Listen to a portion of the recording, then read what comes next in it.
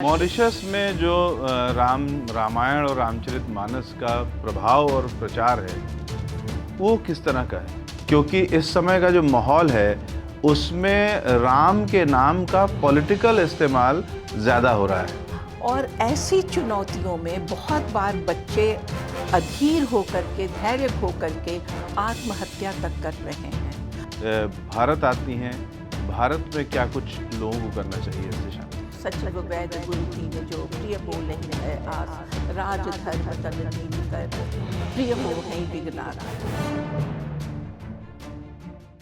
आज हम बात कर रहे हैं मॉरिशस में रामायण और रामचरितमानस को जन जन तक पहुंचाने के मुहिम में जुटी रामायण सेंटर की अध्यक्ष डॉक्टर वीनू अरुण से। डॉक्टर वीनू अरुण मॉरिशस की एक यूनिवर्सिटी में प्रोफेसर भी रह चुकी हैं, इंडियन फिलॉसफी पढ़ाती थी, संस्कृत पढ़ाती थी और इसके अलावा भारत और मॉरिशस के बीच में हिंदी को लेकर के जो एक समिति है उसमें भी वो काम कर चुकी है, हिंदी को बढ़ावा देने में भी काम कर चुकी हैं। उनका जो मूल काम है वो देश और विदेशों में जाकर के रामायण और रामचरितमानस को कैसे घर घर तक पहुंचाएं, कैसे उसकी टीचिंग्स को लोगों तक पहुंचाएं, नई पीढ़ी तक पहुंचाएं, इसके महत् कार्य में जुटी हुई हैं। हम उनसे मुखातिब हैं। बहुत बहुत स्वागत है मैडम आपका इस न्यूज़ स्टेशन के प्लेटफॉर्म पर। बहुत धन्यवाद और सभी दर्शकों को जय श्री राम। आपसे आपके बारे में हमने सुन रखा था, आप लगातार मॉरिशस में एक बड़ा काम करती रही हैं।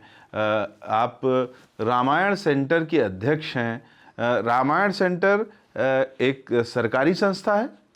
रामायण सेंटर एक ऐसी संस्था है जिसकी स्थापना में मेरे पतिदेव का बहुत बड़ा योगदान है, लेकिन ये संस्था एक मॉरिशस की संसद ने एक विधेयक पारित करके स्थापना की 2001 में। ये मेरा ख्याल है पूरे विश्व के इतिहास में एक अभूतपूर्व घटना है कि किसी देश की संसद ने एक एक्ट पास करके रामायण के मूल्यों के वैश्विक प्रचार प्रसार के लिए किसी संस्था की स्थापना की हो, और रामायण सेंटर एक ऐसी ही यूनिक संस्था है।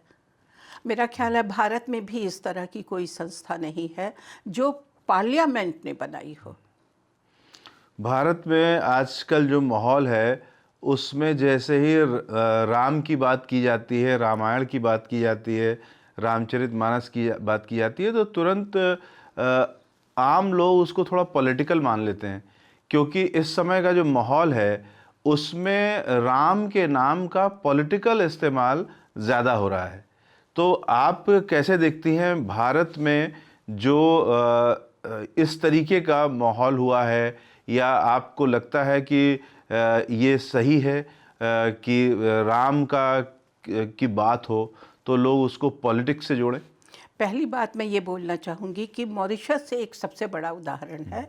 आपको मालूम है कि मॉरिशस एक मल्टी एथनिक देश है, यानी विभिन्न संस्कृतियों के लोग वहाँ रहते हैं, विभिन्न भाषाओं के लोग वहाँ रहते हैं, और इसीलिए वहाँ के जो मेंबर्स ऑफ पार्लियामेंट है, वहाँ तो हम उसको नेशनल असेंबली बोलते हैं, तो उसके जो सदस्य हैं वे अलग अलग भाषाओं से जुड़े हुए हैं, अलग अलग संस्कृतियों से जुड़े हैं। लेकिन जब इस एक्ट के ऊपर चर्चा आरंभ हुई, यानी बिल पास करने से पहले लोग अपने अपने जो विचार रखते हैं, उसमें आपको जान कर के आश्चर्य होगा कि किसी ने भी रामायण सेंटर का विरोध नहीं किया और सर्वसम्मति से ये विधेयक पारित हुआ। बल्कि उसमें एक बात ये हुई कि जब मेरे पतिदेव ने बैठ कर के उद्देश्यों को लिखा कि किन उद्देश्यों के कारण हम रामायण सेंटर की स्थापना करना चाहते हैं, तो उसमें एक उद्देश्य था कि हिंदू जाति के बौद्धिक उन्नयन के लिए, सांस्कृतिक और बौद्धिक उन्नयन के लिए। तो वहाँ के मेंबर्स ने कहा कि क्यों केवल Hindu, Why not public at large, community at large. यानी रामायण तो सबकी है, रामायण केवल हिंदुओं की तो नहीं है। रामायण के मूल्य तो सबको चाहिए। रामायण में राम जैसा पुत्र सबका हो, सीता जैसी पुत्री सबकी हो, ये तो सब चाहते हैं।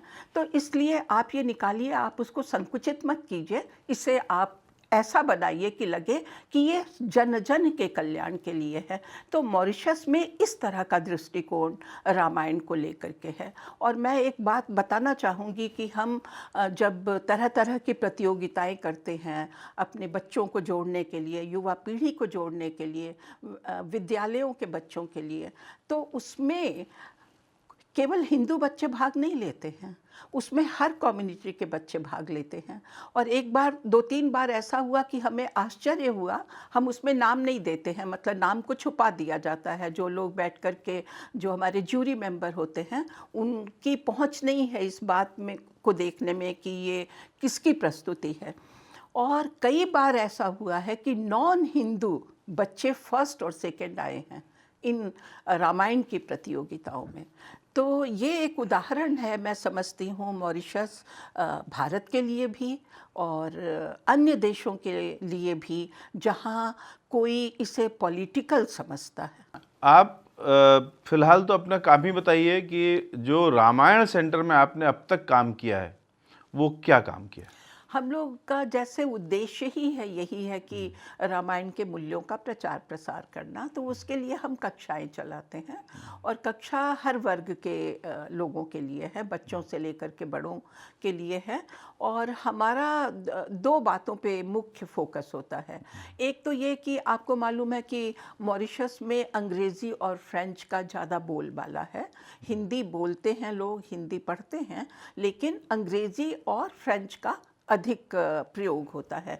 इसलिए बहुत से ऐसे लोग हैं जो देवनागरी स्क्रिप्ट नहीं पढ़ पाते हैं, तो वो रोमन स्क्रिप्ट में रामायण पढ़ते हैं, रामचरितमानस, जो बहुत अच्छी बात है। लेकिन उसके कारण कभी कभी हमारे उच्चारण ठीक नहीं हो पाते हैं। छोटी, बड़ी या जो संयुक्त अक्षर हैं उनका ठीक से उच्चारण नहीं हो पाता। और जब हम ठीक उच्चारण नहीं कर पाते हैं तो उसका जो असली अर्थ है वो ना तो हमें समझ में आता है, ना हम दूसरे तक उसका संप्रेषण कर सकते हैं। तो हम लोग इस बात पे बल देते हैं कि आप उसका शुद्ध उच्चारण करो। और दूसरा, केवल पढ़ना हम मानते हैं कि पर्याप्त नहीं है। पढ़ना बहुत अच्छी बात है, क्योंकि दवा खाएंगे तो उसका असर तो होगा ही होगा। चाहे आप आंख बंद करके खाओ या आप आंख खोल करके खाओ, तो असर होगा। वो बहुत अच्छी बात है कि पढ़ो। लेकिन जब हम उसके एक एक चौपाई के अर्थ को समझते हैं कि कितना गहन अर्थ है, कितना गंभीर उसके अंदर आदर्श है, क्या संदेश है, तो उसका हमारे ऊपर प्रभाव अधिक पड़ता है।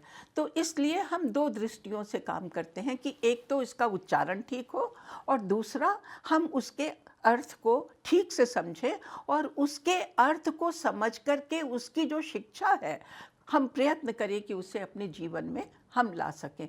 हम ये भी कहते हैं कि हम जानते हैं कि हम राम नहीं बन सकते। श्री राम बनना इतना आसान नहीं है, वो तो परफेक्ट थे, वो तो मर्यादा पुरुषोत्तम थे, लेकिन हम वहाँ तक नहीं पहुँच सकते। लेकिन हमारा यही प्रयत्न है कि हम यात्रा तो आरंभ करें, हम एक पग तो उठाएं, उतना भी उठाएंगे तो हमारे लिए पर्याप्त है। तो इसलिए हमारा एक तो ये बल है कि हम उसको समझें, और उसके लिए हम एक तो रेडियो पर कार्यक्रम करते हैं। वहाँ का जो मॉरिशस ब्रॉडकास्टिंग कॉरपोरेशन है, जो नेशनल रेडियो, वो भी सरकारी है। हाँ, टीवी जो है चैनल, तो उसके ऊपर रेडियो पे प्रोग्राम करते हैं। 2 तरह के प्रोग्राम आजकल मैं कर रही हूँ। एक तो जिसमें रामचरितमानस आरंभ से लेकर के कॉन्टिन्यूटी में उसके दोहों और चौपाइयों की व्याख्या, और वही आधुनिक संदर्भ में उसको कैसे हम अपने जीवन में ला सकते हैं।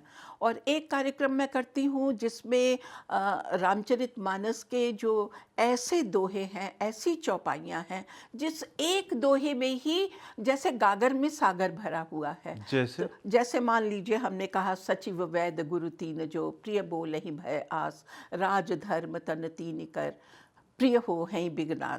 तो इसका मतलब क्या है कि जो सचिव है यानी कोई मंत्री है, कोई भी सचिव हो, सचिव का मतलब है मंत्री, वो मंत्री का मतलब वो बड़ा मंत्री भी हो सकता है, छोटा भी हो सकता है। और वैद्य और गुरु, इन तीन का बहुत बड़ा उत्तरदायित्व है, बहुत बड़ी भूमिका है। क्या भूमिका है कि जो मंत्री है वो जिसके अधीन होकर के काम कर रहा है उसे ठीक राय दे, ये उसका कर्तव्य है, इसीलिए उसको रखा गया है। वैद्य का काम क्या है? मैं गई हूँ डॉक्टर के पास, कितनी भी भयंकर बीमारी हो मुझे, मैं एक विश्वास के साथ गई हूँ, तो वैद्य का काम है कि मुझे मेरे रोग के बारे में ठीक ठीक जानकारी दे। इसी प्रकार से गुरु का काम क्या है? यदि मैं गलत हूँ तो मुझे ठीक करे, डांटे भी, यदि डांटने की आवश्यकता है तो मेरा उपचार कर रहा है, मेरे अज्ञान को दूर कर रहा है।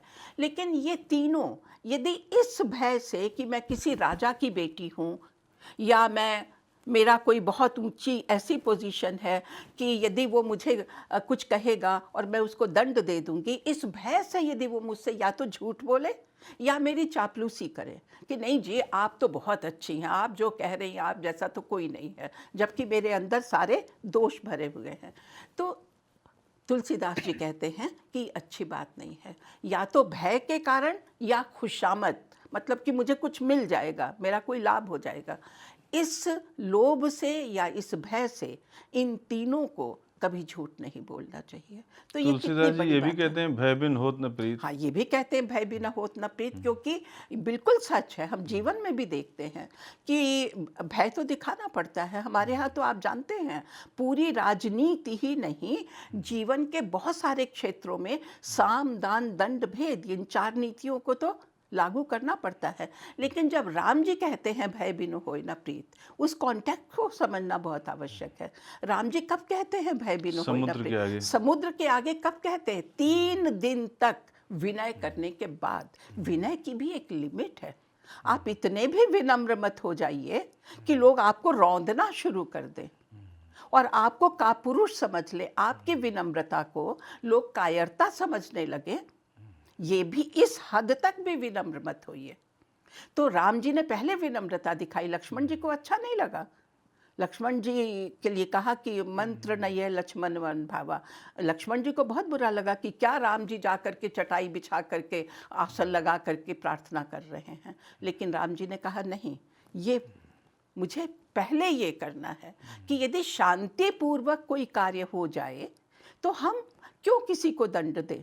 लेकिन जब शांतिपूर्वक काम नहीं होता है तो भय तो दिखाना पड़ेगा। तो ये तो आज से नहीं, न जाने कब से राजनीति बनी है जिसमें आपको हर प्रकार मॉरिशस में जो रामायण और रामचरितमानस का प्रभाव और प्रचार है वो किस तरह का है? वहाँ तो घर घर में रामायण है। आपको मालूम होगा, थोड़ा इतिहास में यदि हम जाएं कि जब हमारे पूर्वज गए थे गिरमिटिया मजदूर बन करके, ना केवल मॉरिशस बल्कि अन्य देशों में भी गन्ने के खेतों में काम करने के लिए, तो वो अपने साथ रामायण लेके गए थे, रामचरितमानस। तो वो तब से वो परंपरा चली आ रही है कि बैठ करके समूहों में झाल और ढोलक के ऊपर रामायण को गाना, क्योंकि पूर्वी उत्तर प्रदेश से ज़्यादातर लोग गए थे। तो वो परंपरा अभी तक चली आ रही है और अब वो परंपरा और अधिक गति से आगे बढ़ रही है। आज युवा पीढ़ी हमारे यहाँ इतना अच्छा रामायण गान करती है कि देख के दंग होता है, बहुत अच्छा। तो हमारे यहाँ तो युवा पीढ़ी भी रामायण से जुड़ी हुई है। तो हमारे यहाँ तो रामायण आपको घर घर में देखने को मिलेगी। मॉरिशस की तो पहचान यही है। आप मॉरिशस में जाएंगे तो आपको घर के आंगन में, यानी आपने घर के में प्रवेश करने से पहले वो जो एक एरिया बना होता है, वहाँ पे आपको छोटा सा हनुमान जी का चौतरा देखने को मिलेगा। उसके हर ऊपर घर में? हाँ, लाल झंडी। आप आर्य समाजी हैं तो हो सकता है पीला झंडा, ओम का झंडा। लेकिन लोगों ने अपनी संस्कृति को बहुत अच्छी तरह से बचा करके रखा है। भारत से आपका किस तरीके का कनेक्शन बना है? आप भारत आती रहती हैं? हाँ, भारत तो मेरी जन्मभूमि है। और भारत से तो इतना गहरा रिश्ता है, जैसे हर लड़की अपने मायके को कभी नहीं भूल सकती, मायके के लिए एक ललक रहती है, वैसे ही भारत से अनुराग है, भारत से प्रेम है, और भारत में कह सकती हूँ मेरी धमनियों में बहता है। कब आप यहाँ से गईं, कब तक यहाँ रहीं, कितने मैं साल से 74 मॉरिशस में में? गई, मैं 1974 में गई, 50 साल हो चुके हैं हमें मॉरिशस गए। और जब से हम मॉरिशस गए हैं तब से ये मेरा सौभाग्य है कि मेरे पति तो खैर पत्रकार के रूप में गए थे, और जो पहले प्रधानमंत्री थे वहाँ चाचा राम गुलाम, उनका एक हिंदी समाचार पत्र था जनता, उसके प्रधान संपादक के रूप में गए थे, यानी आपकी तरह पत्रकार थे वो। और बाद में धीरे धीरे उनके जीवन में भी ऐसे मोड़ आए कि वो रामायण से जुड़ गए और खूब सारी किताबें लिखी उन्होंने। और मैं यहाँ आती रहती हूँ, जब भी आती हूँ तो लोगों से मिलती हूँ। आप जैसे लोग जो समान विचारधारा के लोग हैं और जो रामायण और अपनी संस्कृति में विश्वास करते हैं, ऐसे लोगों से मिल करके, कुछ चर्चा करके, संवाद करके बहुत आनंद की अनुभूति होती है। क्या कुछ आपको लगता है कि जैसे आप रामायण सेंटर चलाती हैं, उसको इतने दिनों से चलाते हुए आपको क्या लगता है, क्या कुछ होना चाहिए? ख़ास तौर से भारत आती हैं, भारत में क्या कुछ लोगों को करना चाहिए इस दिशा में? मैं चाहती हूँ कि भारत तो भाई राम का देश है ना, राम तो जन जन में है, रग रग में है। कोई ऐसा व्यक्ति नहीं है, किसी कम्युनिटी का मैं बोल सकती हूँ जिसका परिचय राम जी से ना हो। सब जानते हैं राम कथा। आप किसी भी कम्युनिटी के किसी भी व्यक्ति से पूछ लीजिए कि राम कौन है, सीता कौन है, राम कथा क्या है, सभी आपको बताएंगे। तो राम कथा तो हर व्यक्ति के हृदय में अवस्थित है, मैं ऐसा मानती हूँ। लेकिन आज थोड़ा मुझे लगता है कि हम अपनी संस्कृति से कहीं ना कहीं कटते जा रहे हैं, ऐसा मुझे लगता है वहाँ से आने के बाद। वहाँ भी है, मॉरिशस में भी थोड़ा डीकल्चराइजेशन हो रहा है, जिसको लेकर के हम लोग प्रयत्न करते हैं कि हमारे बच्चे, ठीक है आप अन्य संस्कृतियों से अवश्य प्रभावित होइए, क्योंकि आज तो पूरा विश्व एक परिवार बन गया है, लेकिन हम अपनी संस्कृति को ना भूलें, हम अपने धर्म ग्रंथ को ना भूलें, हम अपनी भाषा को ना भूलें। मैं अपनी माँ को प्यार ना करूं और मैं बाकी माताओं की वंदना करूं, तो मुझे लगता है ये तो हिपोक्रेसी है। तो सबसे पहले तो मुझे अपनी माँ के चरणों में वंदना करनी है, तभी मैं दूसरों की माँ को आदर दे पाऊँगी, ऐसी मेरी सोच है। तो इसलिए मैं भारत में आती हूँ तो मुझे थोड़ा सा लगता है कि हमारी युवा पीढ़ी आज कट रही है थोड़ी सी, तो उनको हमें रामायण से, रामायण के मूल्यों से जोड़ने की बहुत अधिक तरीके क्या-क्या हो आवश्यकता है। सकते हैं? तरीके ये हो सकते हैं, मैं तो ये मानती हूँ कि हम क्यों ना अपने से यात्रा आरंभ करें। प्रायः हमारी कमज़ोरी, हमारी दुर्बलता यही होती है कि जब भी कोई अच्छा काम करने की बात होती है तो हम बोलते हैं वो करे, तुम करो और मैं तुम्हें पीछे से देखूंगी या मैं तुम्हें उपदेश दूंगी। तो मैं मानती हूँ कि उपदेश न दे करके हम सब अपने अपने स्तर पर जो कर सकते हैं उसे करना आरंभ करें। पहली बात व्यक्तिगत स्तर, और दूसरा स्तर ये हो सकता है कि हम एक संस्थागत प्रयत्न करें, कोई एक ग्रुप बना करके करें, क्योंकि व्यक्तिगत स्तर पे करेंगे तो गति थोड़ी धीमी हो सकती है, प्रयत्न सीमित हो सकते हैं। लेकिन यदि हम सामूहिक रूप से कुछ प्रयत्न करते हैं तो उसका प्रभाव हमें अधिक दिखाई देगा। तो हम उस रूप में भी कर सकते हैं, और उसका जो सबसे अच्छा उपाय है, क्योंकि हमारी पीढ़ी और आपकी पीढ़ी के लोगों के प्रति तो ना आपके मन में चिंता है ना मेरे मन में चिंता है, हम लोग तो हैं, जुड़े हुए हैं रामायण से। लेकिन हम अपनी युवा पीढ़ी को कैसे जोड़ें? आज की युवा पीढ़ी बहुत इंटेलिजेंट है, सुपर इंटेलिजेंट है, लेकिन उसके पास देखने और पढ़ने को इतना कुछ है कि वो, हमें नहीं मालूम क्या देख रहा है, क्या पढ़ रहा है, कुछ मालूम नहीं है। तो वो थोड़ा ठीक देखे, ठीक पढ़े, इसके लिए हमें थोड़े से प्रयत्न करने पड़ेंगे। और वो मैं समझती हूँ कि यदि हर व्यक्ति ये ठान ले कि मैं हफ्ते में एक दिन अपने बच्चे, रोज़ नहीं है समय, ठीक है, हफ्ते में एक दिन अपने बच्चे के साथ बैठूंगा, उसे चाहे एक चौपाई बताऊं, लेकिन ये नहीं कि बस उसको केवल धार्मिक भावना से ही मत जोड़िए। धार्मिक भावना से जोड़ रहे हैं, बहुत अच्छी बात, लेकिन मैं ये मानती हूँ कि उसमें जो संदेश है वो भी उस तक पहुँचे, ताकि उसे पता चले। और कैसे देना है वो संदेश, आज के कॉन्टेक्स्ट में लॉजिकली यदि हम थोपेंगे। हमने ये देखा है कि यदि आप अपने बच्चे के साथ, आज के बच्चे के साथ जोर ज़बरदस्ती नहीं कर सकते। ठीक है, वो आपके डर के मारे उस समय बोल देगा कि हाँ मैं ये किताब खोले हूँ, जो भी आप उसे दे रहे हैं, लेकिन ज़रूरी नहीं है कि उसका मन उसमें लगे। तो ज़बरदस्ती नहीं करना है, उसको बड़े रोचक ढंग से उन कथाओं से जोड़ना है, उन मूल्यों से जोड़ना है। और मुझे लगता है कुछ अच्छी पुस्तकें, अच्छा साहित्य आना चाहिए। बहुत चित्रों वाली पुस्तकें, बहुत सादे बड़े सरल शब्दों में लिखे हुए संदेश, कि बच्चा उसको जल्दी से हृदयंगम कर सके। तो ये कुछ प्रयत्न है। संस्थागत रूप से क्या कुछ किया जा सकता है? संस्थागत रूप से यही किया जा सकता है कि हम थोड़ा लिटरेचर ऐसा बनाएं, सोचें कि क्या हम ऐसा बना सकते हैं।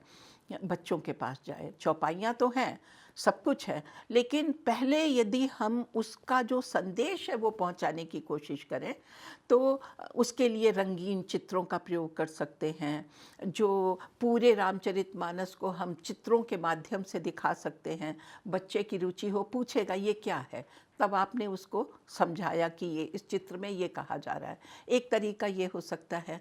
मैं बार बार कहती हूँ कि जो हमारी शिक्षा प्रणाली है उसकी बहुत बड़ी भूमिका हो सकती है कि थोड़ा कोर्स में, सिलेबस में हम रामायण को, गीता को थोड़ा जोड़ें। तो क्या होता है कि जब हमारे टेक्स्ट बुक में कोई चीज़ आती है तो हमें ज़बरदस्ती भी उसको पढ़ना पड़ता है। हमारा जो परिचय हुआ, हमने जब रामचरितमानस पढ़ा, कैसे पढ़ा था, शुरू में हमारे कोर्स में थोड़े थोड़े अंश थे। तो एक तो हम वो कर सकते हैं, प्रतियोगिताएं कर सकते हैं, कुछ फेस्टिवल्स कर सकते हैं, कोई एक ऐसा उत्सव जहाँ सबको बुलाया जाए, वहाँ पे हम चित्रों की प्रदर्शनी कर सकते हैं, रामलीला कर सकते हैं, कुछ भजन हो सकते हैं, कुछ नृत्य हो सकते हैं, बच्चों को नृत्य करवा सकते हैं, बच्चों को गाना सिखा सकते हैं। मुझे लगता है बहुत कुछ हो सकता है संस्थागत रूप में। लेकिन हाँ, जो नई पीढ़ी है उसको आप क्या संदेश देना चाहेंगी, खासतौर से रामायण और रामचरितमानस के संदर्भ में? संदेश यही देना चाहूँगी कि रामचरितमानस या रामायण, मैं उसको एक ही मान रही हूँ, क्योंकि हमारे यहाँ तो रामचरितमानस को रामायण ही बोलते हैं, क्योंकि रामायण इतना पॉपुलर शब्द ये हो गया है। नई बात पता चली। हाँ, मॉरिशस में कि रामचरितमानस को रामायण बोलते हैं। अब जैसे हम जब जाते हैं तो रामचरितमानस हाथ में लेके जा रहे हैं, लेकिन बोलेंगे रामायण के सत्संग के लिए जा रहे हैं। अच्छा, अपनी रामायण तो खोलो, खोल रहे हैं रामचरितमानस, हाँ रामायण। तो इसलिए वो हमने रामचरितमानस को भी रामायण ही मान लिया है, जबकि वो वाल्मीकि जी की रामायण है। रामचरितमानस में हर समस्या का समाधान है, हर चुनौती का समाधान है। मैं इस बात को लेकर के बहुत चिंतित रहती हूँ, मेरे जैसे बहुत लोग चिंतित होते होंगे कि आज की जो हमारी युवा पीढ़ी है उसके पास बहुत संभावनाएं हैं, लेकिन बहुत सारी चुनौतियाँ भी हैं। और ऐसी चुनौतियों में बहुत बार बच्चे अधीर होकर के, धैर्य खो करके आत्महत्या तक कर रहे हैं। न केवल भारत में बल्कि विश्व का यदि आप सर्वे करेंगे, आप देखेंगे कि आत्महत्या की संख्या बढ़ती जा रही है। और किस में बढ़ रही है? हमारी युवा पीढ़ी में। क्यों? क्योंकि वो बहुत जल्दी डिप्रेशन में चले जाते हैं, उनको समस्या का समाधान मिलता नहीं है और उनको लगता है समाधान एक ही है कि जीवन ही समाप्त कर दिया जाए। लेकिन यदि वो रामायण पढ़ते हैं, रामायण का मतलब रामचरितमानस, रामायण, कुछ भी, राम कथा पढ़ते हैं चलिए, तो उनको ये पता चलेगा कि जितनी बड़ी चुनौती राम जी के जीवन में आई थी उतनी तो हमारे जीवन में कभी आ नहीं सकती है।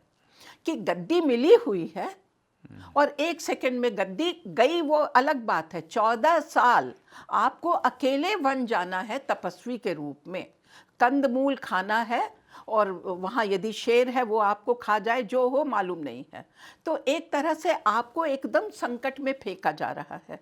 वो तो लक्ष्मण जी और सीता जी ने साथ दिया, वो अलग बात है, लेकिन राम जी को तो अकेले ही जाना था। लेकिन क्या राम जी अधीर हुए? राम जी ने कभी भी साहस खोया?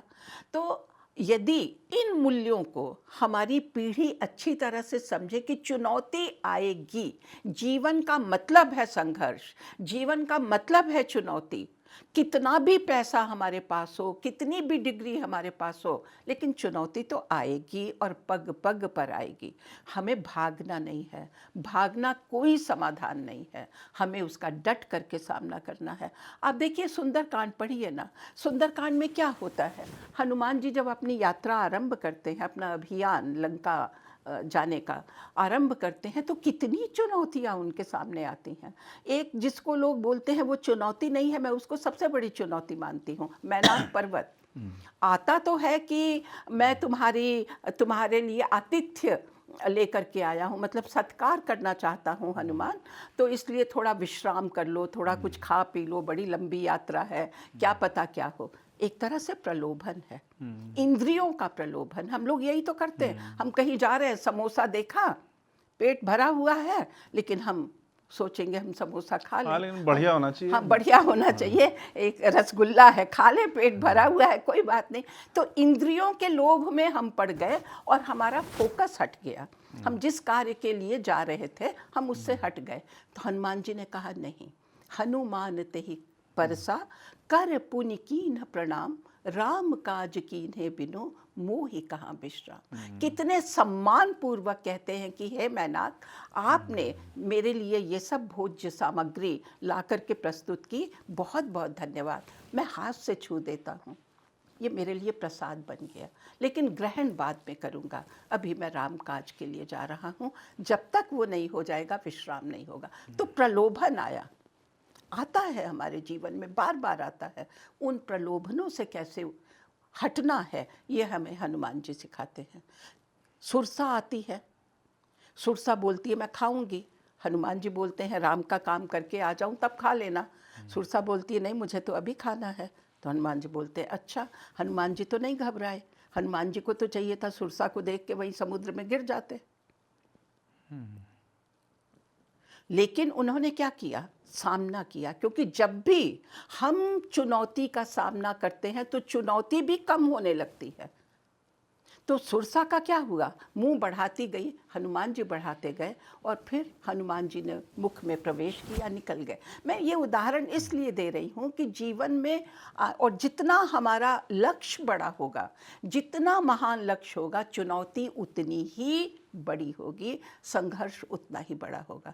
तो यदि हम हनुमान जी के केवल उन 5 दोहों को पढ़ें जिसमें हनुमान जी लंका तक पहुँचे हैं, जो जो चुनौतियाँ आई हैं, वो लंकी जो सिंघिनी है जो समुद्र के अंदर रहती है, ऊपर से छाया पकड़ करके खा जाती है, यदि हनुमान जी सजग नहीं हुए होते, यदि हनुमान जी सतर्क, ऊपर जा रहे हैं लेकिन दृष्टि नीचे है कि कहीं ऐसा तो नहीं कि कोई नीचे से आक्रमण कर दे। तो जब आप बड़े काम के लिए जा रहे हैं तो आपको कितना सजग रहना है, आपकी दृष्टि किस प्रकार चारों ओर होनी चाहिए, क्योंकि कहाँ से दुश्मन आके आपको मार देगा कुछ पता नहीं है।